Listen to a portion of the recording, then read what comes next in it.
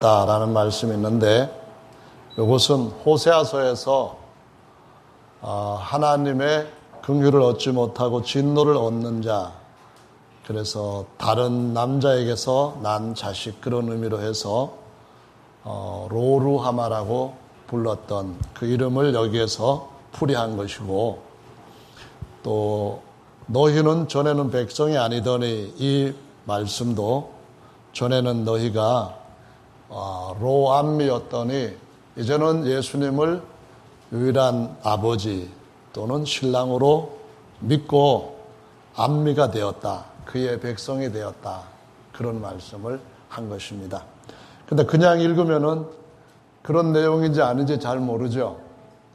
그래서 성경을 주님이 가르쳐 주시는 그 신령한 은혜를 따라서 성령이 들려주시는 음성으로 들어야만 바로 알 수가 있는 신령한 책이라는 겁니다.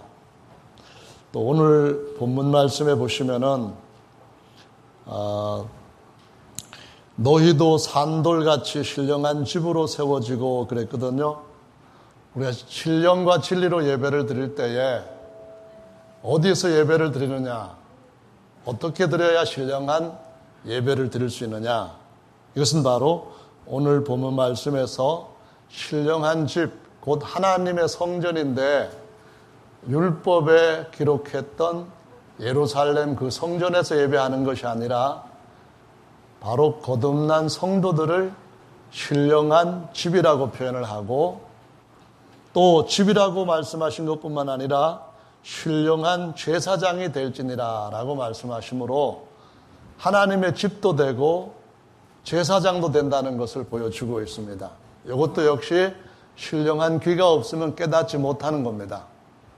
그러면은 진리 안에서 신령과 또 하나님의 주시는 은혜로 예배하려면은 우리 각 사람이 제사장도 되고 또 성전도 되는 이 진리 안에 있는 주님의 약속을 깨닫고 그렇게 예배를 해야 된다라는 의미입니다. 그러면은 집이라는 말은 우리 영혼의 집인 이 몸을 가리키는 거고, 제사장이라고 하는 것은 몸 안에 있는 거듭난 우리 영을 말하는 것입니다. 그래서 성전도 될 뿐만 아니라 집도 되고, 우리 안에 하나님 오셨으니까 하나님의 집, 하나님의 성전도 된다, 그런 말씀이거든요.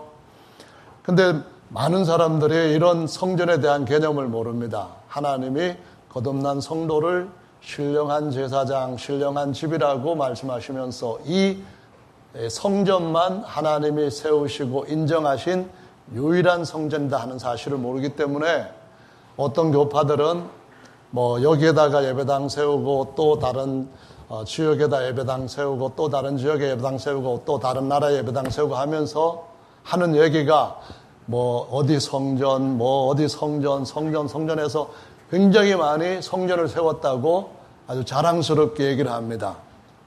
그런 얘기는 뭘 의미하느냐 하면은 진리 말씀을 모르고 있다고 하는, 스스로 부끄러움을 모르는 무지를 나타내는 언행이라는 겁니다. 아멘. 성전은 하나님이 세우신 딱 하나만 있습니다.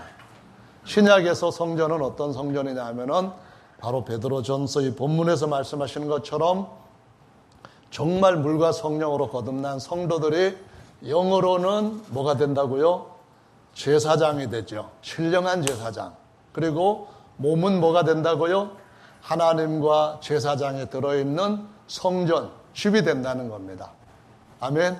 그 안에 하나님이 계셔야만 하나님의 성전인데, 예루살렘에 유대인들이 세워놓았던 그런 성전도 아닌 그냥 예배당 갖다 세워놓고 거기다 무슨 교회라는 이름만 붙이면은 다 성전이라고 그렇게 얘기하면서 진짜로 그 안에서 섬기는 목회자나 또는 신자들이 하나님의 말씀에 따라서 신령한 제사장, 신령한 성전이 안 되면은 그거는 뭘 의미하는 거냐 하면은 산당일 뿐이지 성전이 아니라는 겁니다.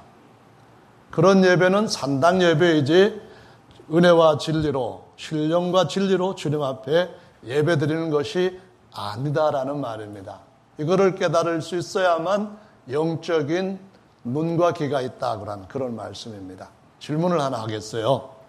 여러분 12제자 다 아시죠? 외울 수 있는 사람 외우라 하면 못 외우시겠죠? 괜찮습니다. 그 질문은 외워보라 그 말씀이 아니고 12제자들이 무슨 지파 출신일까? 12지파가 있잖아요. 야곱의 12지파 또는 이스라엘의 12지파가 있는데 베드로, 야고보, 요한, 또 도마, 마태 뭐 이런 사람들이 어느 지파 출신인가요? 아니 듣기에 큰 소리 얘기하시고 좀 부끄러움도 당해보시고 그래야만 어느 지파죠? 고민하는 것도 말씀을 기억하고 오래 생각할 수 있는 은혜가 되기도 합니다. 이 이스라엘 백성들이 어느 지파 출신이냐 하는 것은 그들이 어느 땅에 살고 있느냐 그 사실과 매우 긴밀한 관계를 맺고 있습니다. 왜냐하면 하나님께서 여호수아를 통하여서 약속의 땅을 분배할 때에 다 너희가 취할 땅을 지도로 그려와라 하시고 그 땅에 가서 정복하고 거주하게 하면서 그 땅을 다른 지파에게 팔면 안 된다고 했습니다. 왜냐하면 하나님이 정하여서 구획을 정하여 주신 이 기업은 절대로 다른 사람한테 물려주지 말라. 넘겨가게 하지 말라. 그런 말씀을 하신 거거든요. 그러니까 그들이 대대로 처음에 물려받았던 그 땅에서 살았다는 말이죠. 근데 레위 지파는 분배받은 땅이 없었으니까 어떻게 했어요? 12지파들이 사는 각각 그 지역에 흩어져서 살면서 제사장 직분을 맡은 사람들, 제사장 보조역을 맡은 사람들은 반차를 따라서 예루살렘에 올라와서 예배드리고 예배를 인도하고 그 반차가 자기 제 차례가 끝나면은 그러면 다시 고향으로 돌아가는 겁니다. 그리고는 또 돌을 가는데 한 24반차가 계속 돌고 했던 겁니다. 그러면은 예수님의 제자들은 주로 어느 지파 사람들일 것 같아요? 유다 지파. 큰 소리로 한 분이 누군지 한번 기억하시기를 바랍니다. 사실은 구약 성경의 말씀에 보시면은 이사야 말씀에 예수님에 대한 예언이 아주 선명하게 기록되어 있는 구절이 있어요. 이사야 9장 말씀을 한번 펴보시기 바랍니다. 이사야 9장에 보면은 여러분 잘 아시는 유명한 구절이 6절이잖아요. 뭐라고 되어 있습니까? 예수님에 대한 예언인데 이는 한 아기가 우리에게 낳고 한 아들을 우리에게 주신 바 되었는데 그 어깨에는 정사를 메었고 그 이름은 기묘자라 모사라 전능하신 하나님이라 영존하시는 아버지라 평강의 왕이라 할 것임이라. 아멘. 예수님이 누구라고요? 아기로 나신 분이라는 겁니다. 아기는 무슨 의미예요? 여기 이 아기는 시간에 따라서 자라가는 그러한 성격을 가진 사람입니다. 아시겠죠? 아기는 10년이 지나면 아기예요, 아니에요? 아니에요, 아기예요. 아니죠. 아멘. 아기라고 하는 말은 예수님께서 베들레헴의 유다 지파의 후손으로 태어나서 아기로부터 해서 30세 청년이 되고 다시 십자가에 못 박혀 돌아가시고 부활하시고 하는 그러한 시간에 따라서 변화돼가는 과정을 갖고 있는 사람을 아기라고 표현하는 겁니다. 그런데 또 뭐라고 했습니까? 아들을 주셨다 했는데 이 아들은 종이 아니라 천사들보다도 월등한 내가 오늘 너를 낳았다 그런 말씀하시면서 천사들 중에 누구에게 내가 너를 낳았다 한 적이 있느냐? 없다 그런 말씀하시면서 나는 너를 낳은 아버지가 되고 너는 나한테서 태어난 아들이 되리라 이렇게 말씀한 태어난 아들이라는 말씀입니다. 아멘. 태어난 아들은 어떻게 태어났습니까? 골로새서 1장 17절의 말씀에 보면은 그분은 모든 피조물보다 먼저 나시고 그렇게 말씀했고요. 히브리서 7장의 말씀에 보면은 그는 시작한 날도 없고 족보도 없고 육신의 아버지, 육신의 어머니도 없이 오직 하나님께로부터 태어난 하나님의 독생자다라고 말씀을 하고 있습니다. 이해하시겠죠? 아멘. 그래서 사람이신 아기, 사람이신 아들, 거기에다가 그분은 또 그 안에 자신의 그 사람이신 부분을 성전으로 삼고 이 땅에 임마누엘 하신 전능하신 하나님, 영존하시는 아버지, 이렇게 말씀하신 겁니다. 네. 그런데 그분이 12제자들을 취하신 거예요. 그래서 그 12제자들은 사실 다윗의 혈통적인 그런 후손들로, 다윗이 아니라 이스라엘의 혈통적인 후손으로 12지파 중에서 누구를 택한 겁니다. 12제자들은 그럼 어느 지파 출신이 거기에 포함되었을까? 앞으로 가보시면은 9장에서 1절부터 2절 말씀을 한번 읽어보시면 되겠습니다. 1절부터 2절 읽어보실까요? 시작. 전에 고통하던 자에게는 흑암이 없으리로다. 옛적에는 야훼께서 스불론 땅과 납달리 땅으로 멸시를 당케 하셨더니 후에는 해변의 길과 요단 저편 이방의 갈릴리를 영화롭게 하셨느니라. 자, 이제 여러분이 영적으로 감이 딱 오면, 다시 말하면 영감이 딱 오면은 예수님의 12제자들이 주로 어디에서 선택된 출신들인가 하는 것을 아시게 될 것이고, 거기에서 반발자국만 더 나가면 그들이 어느 지파다라고 하는 추측이 가능합니다. 아멘. 예수님의 12제자들 주로 어디 출신이죠? 그렇죠. 갈릴리입니다. 갈릴리. 성경 말씀에 보면은 사도행전에도 보니까 예수님께서 하늘로 올라가실 때에 이렇게 말씀하셨습니다. 옆에 있는 두 사람이 갈릴리 사람들아 어찌하여 하늘을 쳐다보고 있느냐? 너희 가운데서 올리우신 이 예수님은 가신 것을 본 그대로 다시 올 것이다. 그런 말씀하셨습니다. 그러면은 그 예수님 승천하실 때에 12제자들이 유다만 빼놓고 다 보고 있었을까요? 아니면 화장실 가서 못 봤을까요? 다 보고 있었겠죠. 왜냐하면 우리 가운데서 올리실 때까지 같이 했던 사람들의 사도라고 하는 기준을 갖고 있다는 겁니다. 아멘. 그 중요한 시간에 화장실 간다고 해가지고 딴 데 가면은 정말 안 되는 줄로 믿으시기 바랍니다. 아멘. 여러분들 깨우셔야 예수님 오실 때에 그 중요한 시간에 화장실 가서 그냥 다른 분들은 다 올라가시고 난 뒤에 화장실에서 나와보니까 어디 갔지? 그래는 황당한 일이 없을 것 같은데요. 하여간 그거는 졸지 말라고 하는 그냥 웃자는 말씀이지, 화장실 가 있어도 영이 깨어 있으면은 같이 따라 올라간다는 걸 아시고 화장실 가는 것까지 두려워서 벌벌 떠는 그런 무지한 신자들 되지 마시기를 바랍니다. 아멘. 육체는 졸고 있다 할지라도, 육체는 화장실 가 있다 할지라도 영은 항상 어떻게 있어야 된다고요? 깨어 있어야만 됩니다. 하나님과 교통하며 살아야만 되는 줄로 믿으시기 바랍니다. 그에게는 어둠이 조금도 없는 것처럼 어둠이 없는 자들을 주께서 부르셔서 영광의 찬란한 형상으로 바꾸실 줄로 믿으시기 바랍니다. 아멘. 그러면 이 갈릴리 사람들이 그 조상들이 어떤 조상, 무슨 지파가 그 땅을 기업으로 받았는가 하는 것이 앞에 나오는데요. 누구예요? 스불론과 납달리라고 말씀을 합니다. 아멘. 스불론과 납달리, 별로 이름이 없는 집안입니다. 별로 이스라엘의 역사를 볼 때에 뛰어난 걸출한 그런 일들을 했던 그런 지파들이 아닙니다. 그래서 어떻게까지 표현을 했는가 하면은 이방의 갈릴리요, 이렇게까지 표현했습니다. 이방은 뭐예요? 여기 이방 땅이 아닙니다. 이스라엘 분배받은 이스라엘의 약속의 땅입니다. 헌데도 불구하고 이방이라 하는 말은 이 뜻은 아주 외진데 아주 인기 없는데 그런 의미를 갖고 있는 것입니다. 아멘. 그런데 거기에 무슨 일이 일어났다고요? 보니까 사망의 음침한 그늘에 앉아있던 자들에게, 멸시와 수치를 당하고 있던 그들에게, 사람들로부터 외면받았던 그들에게 뭐가 했어요?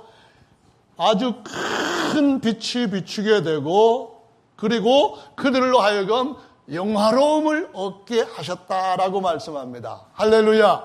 왜 이런 말씀을 하셨을까요?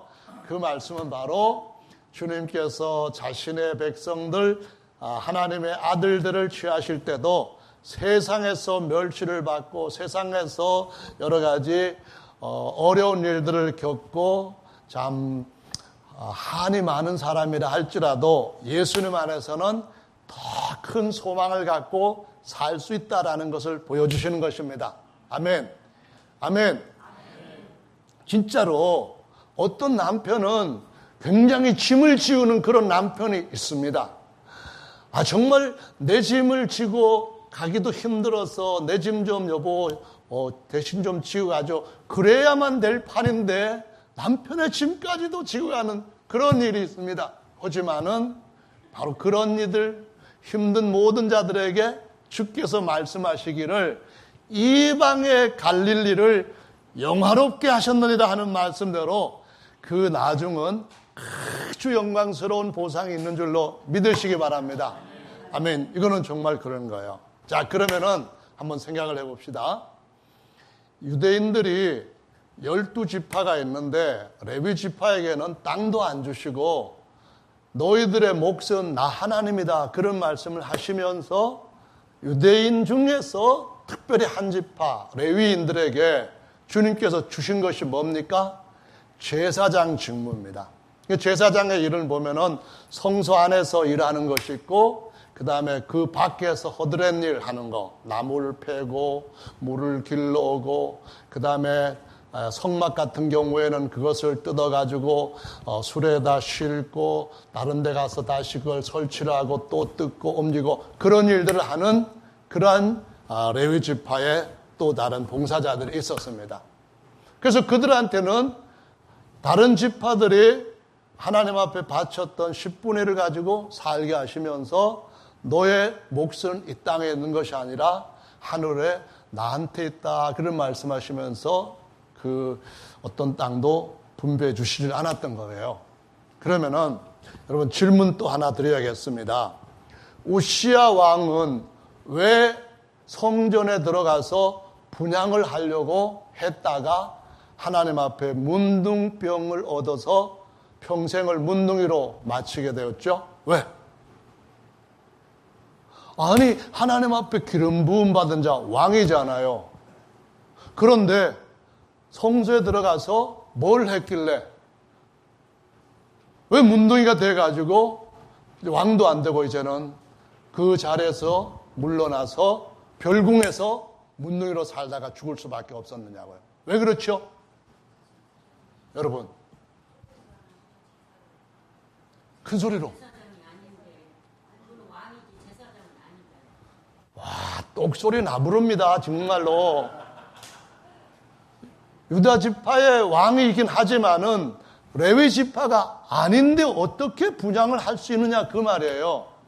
자, 그럼 여러분, 아니 세상에 왕도 성수에 들어가서 분향을 하지 못하는데 갈릴리 12 제자들, 그 스불론 납달리 땅의 촌 사람들이 어부인 주제에 아니 어떻게 하나님을 섬기는 왕 같은 제사장이라고 자부할 수가 있느냐, 그 말입니다. 여기에서 주님께서 구약을 통하여 주시는 은혜와 진리, 신령과 진리가 무엇인지를 깨닫지 못하면은 영적인 소경이라는 겁니다. 아멘. 그냥 무작정 그냥 예배당 세워놓고 그걸 성전이라고 말하고 그 안에서 그냥 찬양 잘하거나 설교를 잘하는 거, 사람들이 잘하는 것 같이 느껴지는 그런 일을 하면은 아주 뛰어난 제사장이라고 오해합니다. 어떤 사람들은 뭐라고 얘기하는가 하면은요, 저 맨 뒷자리에 앉아가지고 예배 드리는 사람은 성전에서 보면은 그 안뜰에 들어와가지고 물 붓고 그 다음에 하나님 앞에 제물 드릴 때에 나무 갖다가 넣고 이렇게 씻기는 그런 보조 일을 하는 사람이라고 합니다. 저 맨 뒷자리에 앉아있는 사람. 그리고 이 가운데 앉아있는 사람들은 성소에 들어가서 하나님 앞에 분향도 하고 하는 그런 사람들이라고 얘기하고요. 그 다음에 여기 있는 목사님은 지성소에 들어가는 아주 특별한 제사장이다. 그런 얘기를 합니다.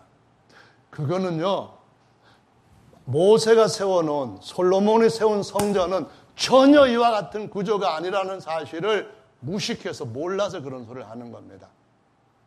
그렇다고 해가지고 저 맨 뒷자리에 앉아도 괜찮다 그 말은 안 해요. 왜냐하면 뒷자리에 앉아 있는 걸 보고 그런 생각을 갖고 있는 우리 어떤 그 성도님들은 왜 저렇게 자꾸 성서 안에 들어가질 않고 우시아 왕도 들어가고 싶어 했던 거기에 일부러 안 들어가는 거야. 시험 들어서 못 살겠네. 뭐 그런 식으로까지도 오해하는 분이 계시니까 일단 언급은 해 놓는 건데요. 중요한 것은 사람들이 만들어 놓은 예배당은 성전이 아닙니다. 진리의 은혜의 신령의 진짜 성전이 아닌 모든 것들은 뭐예요? 예배당 아니면은 그걸 성전으로 생각하는 사람들한테는 그런 예배당 의미도 사실은 맞지도 않고 산당과 같은 의미가 거기에 맞다라는 말씀입니다. 아멘. 진짜 신령과 진리로 성전을 세워야 되고 그 안에서 신령과 진리로 제사장 직분을 얻어서 신령과 진리로 하나님 앞에 예배를 드려야 된다는 거예요. 아시겠죠? 아멘. 지난번에 말씀드렸잖아요.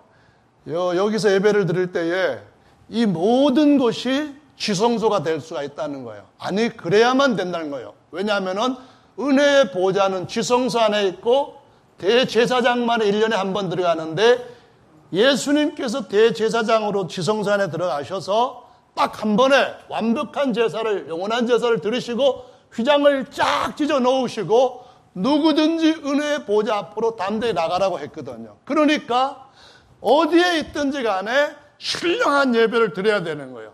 신령한 예배는 어떤 겁니까? 예배 시간에 찬송 시간에 피곤해갖고 자꾸 졸고 하는 그런 예배는 신령한 예배가 아니죠. 그것은 갖다가 뭐라고 말을 하면은 졸리운 예배라고 하는 거죠. 신령도 그런 모습이 좀 비슷하게 나오지만은 근본적으로 다른 줄로 압니다. 아멘. 어쨌든 간에 우리가 어느 곳에 있든지 더 전심으로 주님 앞에 예배할 수 있어야 되고 우리 모두가 다 한 모리에 붙어 있는 지체로서 다른 이에게 오른손과 왼손이 같이 결합하면 한 손에 하는 것보다도 더 큰 일을 할 수 있다고 하는 연합을 필요한 순간순간마다 이루어가야 되는 줄로 믿으시기 바랍니다. 그래서 예배를 드릴 때도 신령한 찬양은 옆에서 찬양하는 사람 모습만 봐도 은혜가 되는데 누가 예배를 잘 드리느냐, 누가 찬송을 졸면서 하냐 보기 위해서 저 뒤에 앉아가지고 이렇게 보시면 안 됩니다. 아예 보시려면은 카메라 딱 들고 여기 앞에 나와가지고 누가 예배를 안 드리고 핸드폰 갖고 장난치고 있는가 이걸 보시고 그 다음에 조용히 오늘 모임이 끝나고 난데 주님 앞에 나가가지고 주님 앞에 보고 드리는 겁니다. 주님 오늘 누가 예배 시간에 틀림없이 주님은 핸드폰 안 쓰시는 줄로 제가 알고 있는데 예배 시간에 핸드폰을 뭘 쓰는데요. 카톡도 하고 뭐도 하는데 문자도 보내고 그렇게 보고를 드리면 됩니다. 하지만은 신령한 예배는 정말 어디에서나 서로 합력해가지고 보는 모든 사람들한테 은혜를 줄 수 있으면은 최고의 예배인 줄로 믿으시기 바랍니다. 아멘. 우시아 왕이 하나님 앞에 분향 한 번 잘못해가지고 완전 망쳐버렸습니다. 그래서 예배를 드릴 때에 목숨 걸고 예배해라. 예배에 목숨 걸고 성공하라. 그것은 무엇을 의미하는가 하면은 힘을 다 해가지고 예배하다가 그냥 밖에 집에도 못 가고 기어나가는 정도로까지 예배하라. 물론 그 잘하는 예배입니다. 하지만 더 중요한 것은 뭐예요? 신령과 진리로 예배하는 겁니다. 하나님의 바른 지시를 따라서 예배하는 것이 구약 성전 예배에서도 당연히 해야 될 것이고 신약에는 진리를 따라서 당연히 해야 되고 구약과 같은 예배를 드리면은 역시 또 안 된다는 것을 의미하는 겁니다. 왜냐하면 우리가 레위 지파예요? 아니잖아요. 우리가 스불론 지파도 아니고 아니면 납달리 지파도 아니잖아요. 적어도 유대 지파에서 나온 기름 부음 받은 자도 그런 예배를 드릴 수 없다고 한 것을 우리가 이방인으로서 더더구나 그런 예배는 아니고 은혜와 신령과 진리 속에서 어떻게 하나님이 받으심직한 예배가 돼야 되는가, 이걸 알아야 된다는 거지요. 아멘. 그러면 우리는 누구와 같은가 하면은 예수님이 택하신 12지파가 납달리 지파냐 스불론 지파냐 그거 상관없이 어떻게 되어서 그런 거라고요? 진리 안에서 다시 태어났기 때문에 멜기세덱의 반차를 쫓는 예수님처럼 그 반차, 레위 반차가 아닌 멜기세덱의 반차를 따라서 제사장이 됐다는 이 진리의 분명한 지식을 갖고 있어야 되는 줄로 믿으시기 바랍니다. 아멘. 성인 여러분 히브리서 말씀을 한번 보십시다. 히브리서 말씀 7장 말씀인데요. 7장 11절로 17절 말씀을 보겠습니다. 11절로 17절인데 찾으셨으면은 찾으신 분들 같이 읽어보겠습니다. 시작. 레위 자손의 제사 직분으로 말미암아 온전함을 얻을 수 있었으면 백성이 그 아래서 율법을 받았으니 어찌하여 아론의 반차를 쫓지 않고 멜기세덱의 반차를 쫓는 한 제사장을 세울 필요가 있느냐? 제사 직분이 변역한즉 율법도 반드시 변역하리니 이것은 한 사람도 제단 일을 받들지 않는 다른 지파에 속한 자를 가리켜 말한 것이라. 우리 주께서 유다로 쫓아나신 것이 분명하도다. 이 지파에는 모세가 제사장들에 관하여 말한 것이 하나도 없고 멜기세덱과 같은 별다른 한 제사장이 일어난 것을 보니 더욱 분명하도다. 그는 육체에 상관된 계명의 법을 쫓지 아니하고 오직 무궁한 생명의 능력을 쫓아 된 것이니 증거하기를 내가 영원히 멜기세덱의 반차를 쫓는 제사장이라 하였도다. 아멘. 제사장에는 대제사장이 있고 그 밑에 또 보조하는 제사장들이 있고 그리고 그 제사장들을 보조하는 또 다른 레위지파 후손들이 있다는 겁니다. 레위지파라고 해서 다 제사장이 되는 게 아니고 아론의 후손들 중에서 남자만 된다는 겁니다. 아론의 사촌이라든가 사돈의 팔촌, 사돈의 팔촌까지 너무 멀고요. 육촌 이렇게 되는 사람들은 성소 안에 들어가서 제사일을 할 수가 없다는 겁니다. 하물며 예수님은 어디에서 나셨다고요? 유다지파를 따라서 나셨기 때문에 예수님이라 할지라도 예수님같이 무음하신 분이라 할지라도 땅에서 만드는 성전에서 땅에서 만든 법을 따라 제사장 할 수 있는 자격이 아예 없다는 겁니다. 아멘. 그래서 그 예수님은 뭐예요? 다윗의 후손으로 악이라는 의미입니다. 아멘. 무슨 얘기냐면은 다윗의 후손으로 사람의 아들로서 태어나가지고 제물이 되실 분, 어린 양이 되실 분이라 그런 말씀입니다. 제물이 아니라 이제는 제물을 하나님 앞에 드리는 제사장 일을 할 자격은 어디서부터 난다고요? 하나님께로부터 태어난 하나님의 아들 신분, 사람의 아들이 아니라 하나님의 아들 신분, 그 자가 바로 멜기세덱의 반차를 쫓는 대제사장의 자격을 갖는다라는 말씀입니다. 아멘. 그 사람이 바로 우리도 그 예수님께서 주신 그 반차를 쫓게 하는데 어떻게 하는 겁니까? 12지파 중에 어느 지파에 끼워 넣는 것이 아니라 별다른 지파로 우리를 세우시는 겁니다. 그게 바로 대제사장이신 예수님 멜기지파의 제사장이 되신 것처럼 우리를 진리의 말씀으로 딱 나게 하신다. 그런 말씀이에요. 아멘. 그러면 베드로전서 2장 5절 말씀에서 신령한 제사장, 신령한 성전 이거를 바로 알려면은 베드로전서 어디로 여행을 하면은 딱 좋을 것 같아요.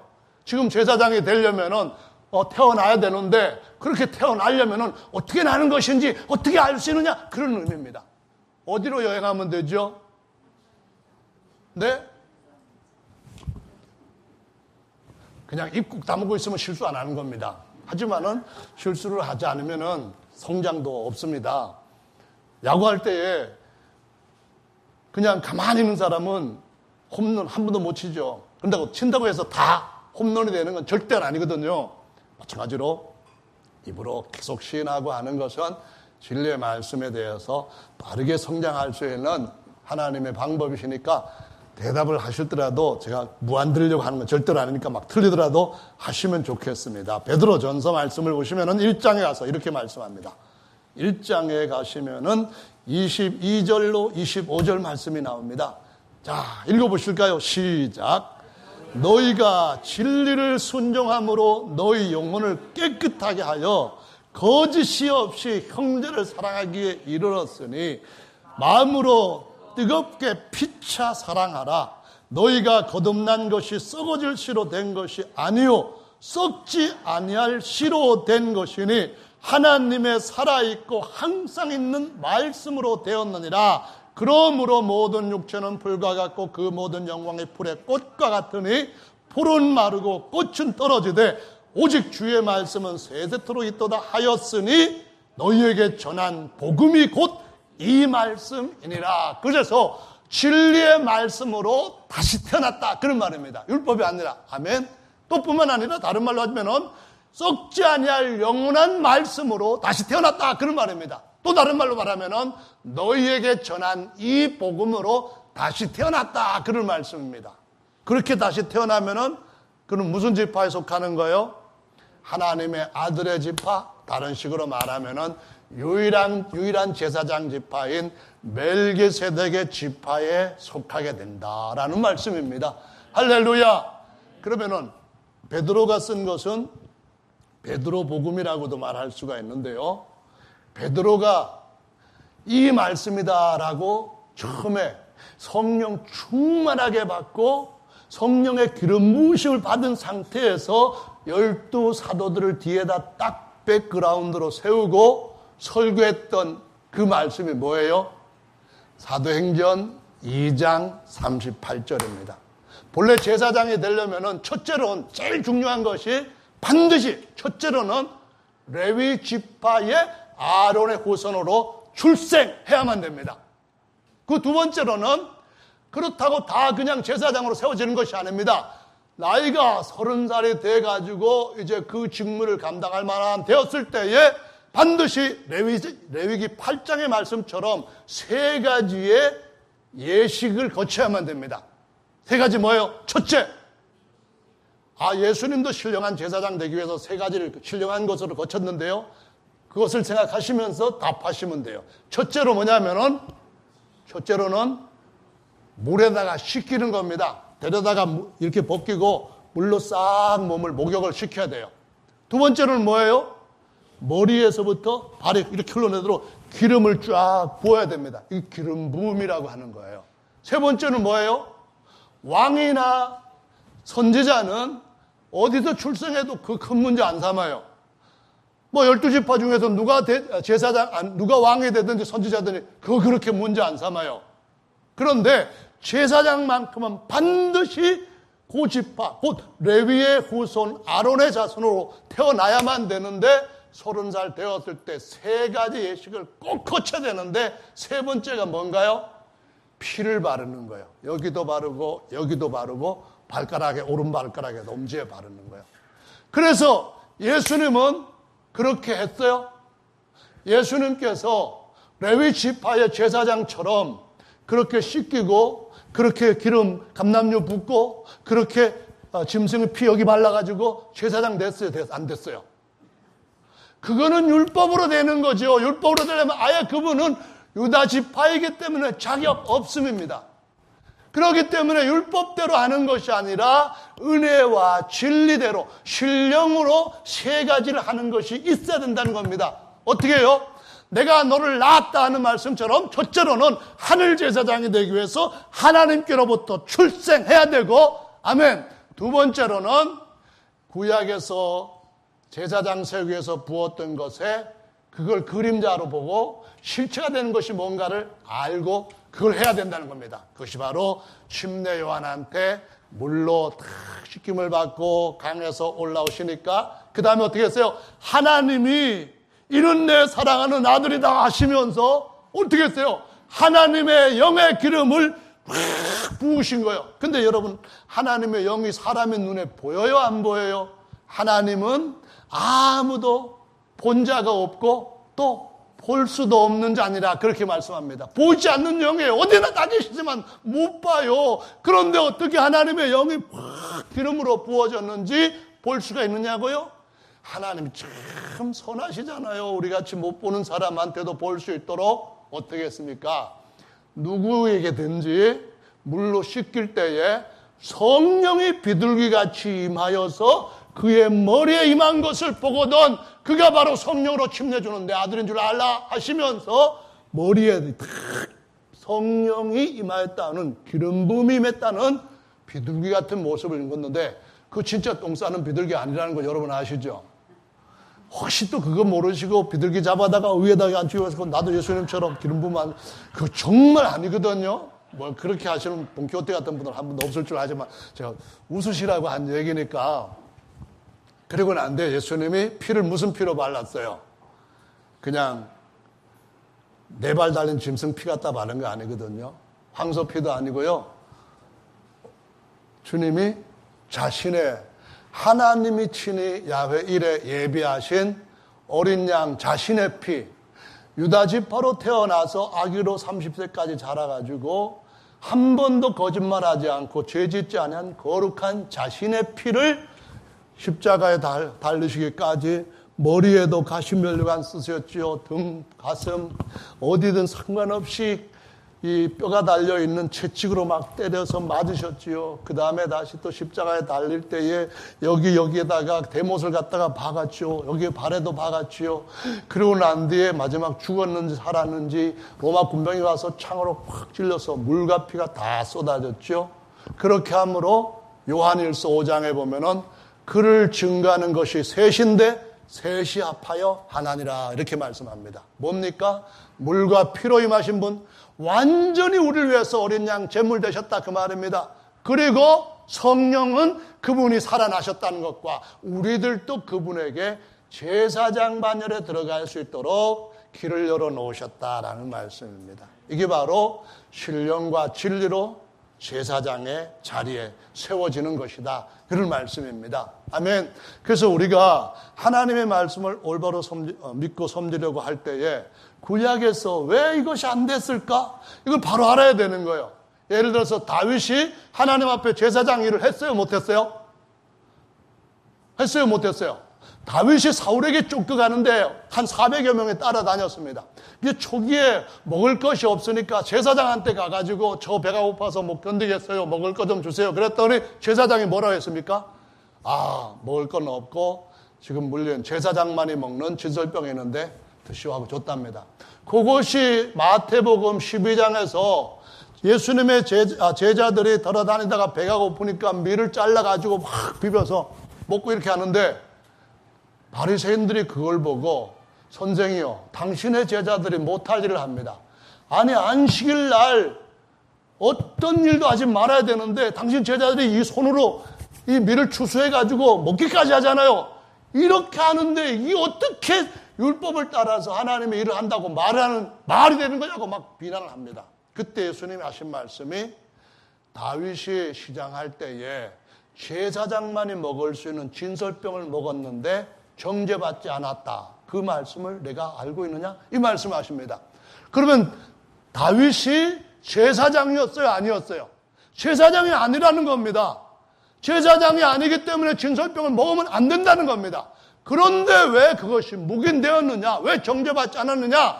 다윗이 예수님 입장에서 더 신령하고 온전한 안식이 무엇이고 진짜 영생하는 양식이 무엇인지를 보여주기 위해서 예표의 사람으로 그렇게 나왔다, 그 말씀을 하시는 겁니다.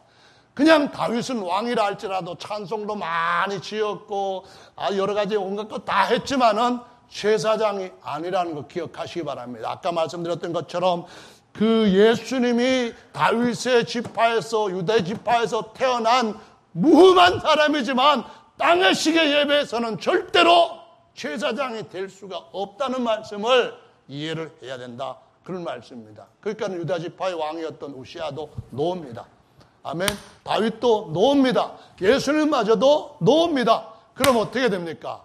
하나님이 옛 성전을 허무시고 땅의 성전이 아닌 하늘의 성전을 새로 세우십니다.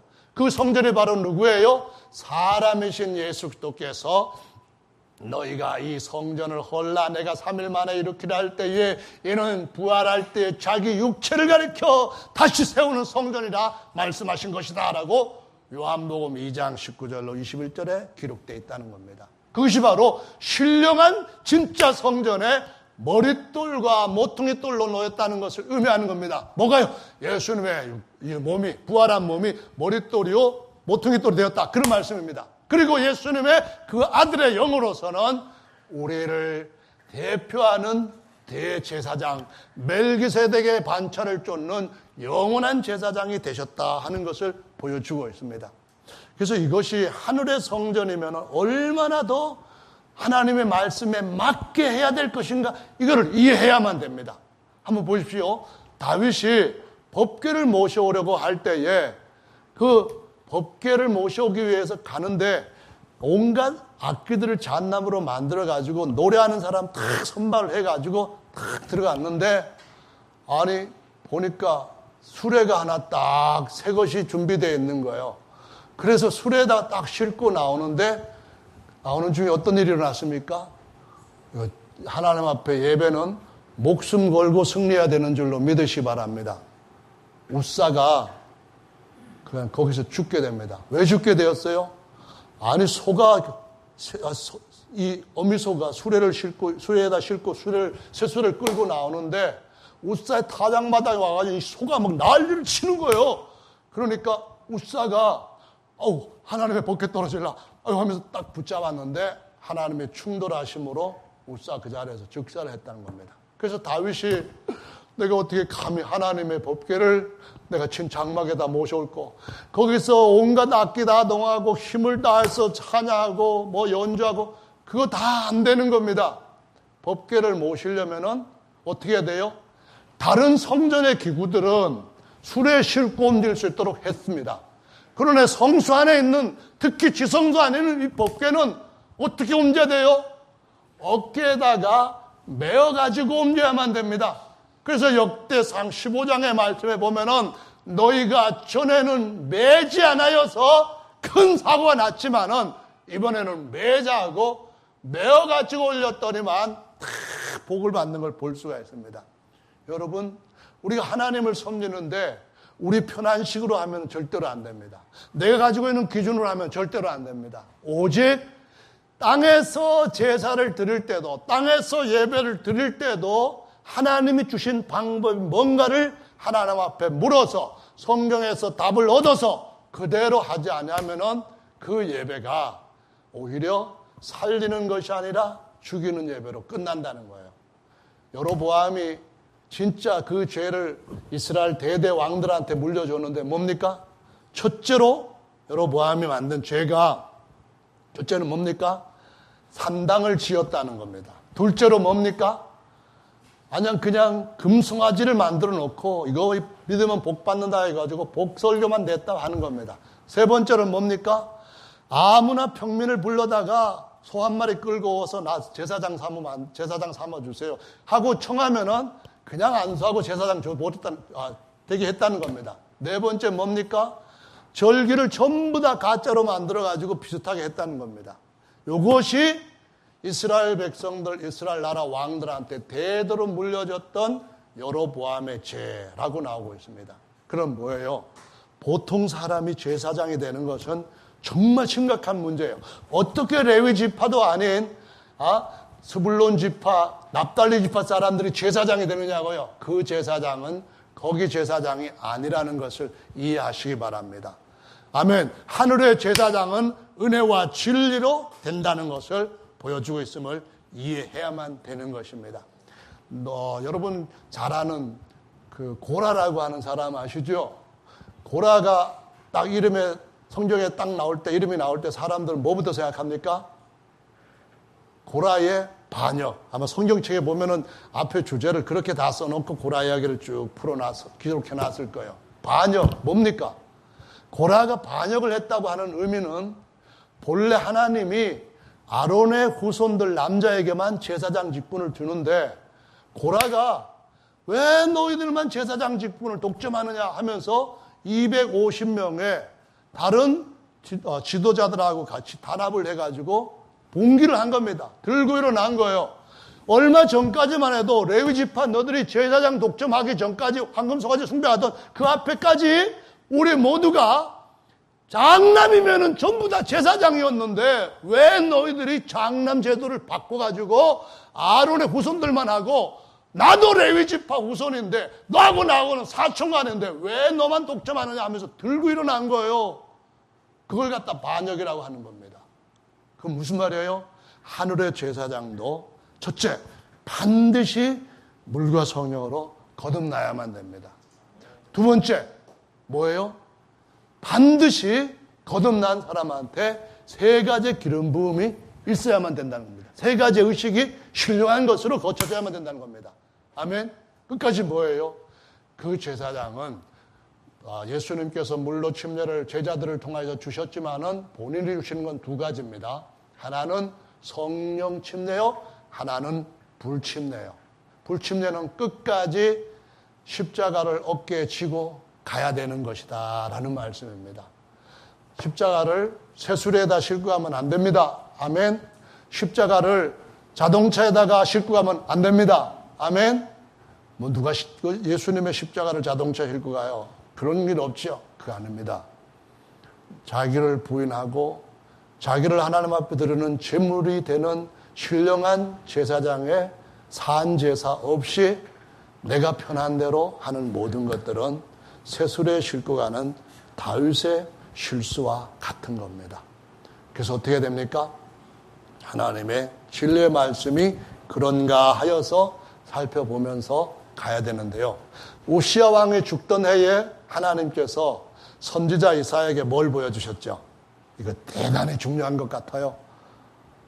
우시야 왕이 그렇게 건방지게 하다가 죽고 난 뒤에 하나님이 이사야 선지자한테 환상을 보여주셨는데 하늘의 성전에 옷자락이 가득하였고 그 보좌에 예수께서 앉아 계시고 그 영광은 스랍들이 목도하지도 못할 정도로 굉장하더라. 그런 말씀하시면서 누구든지 예수 그리스도의 반차를 쫓는 제사장이 되면은 천사들 스랍들이 제대로 보지 못할 만큼의 영광을 함께 예수 그리스도와 받는 하나님의 아들들 신령한 제사장이 될 것이다 하는 것을 거기서 보여주신 것입니다.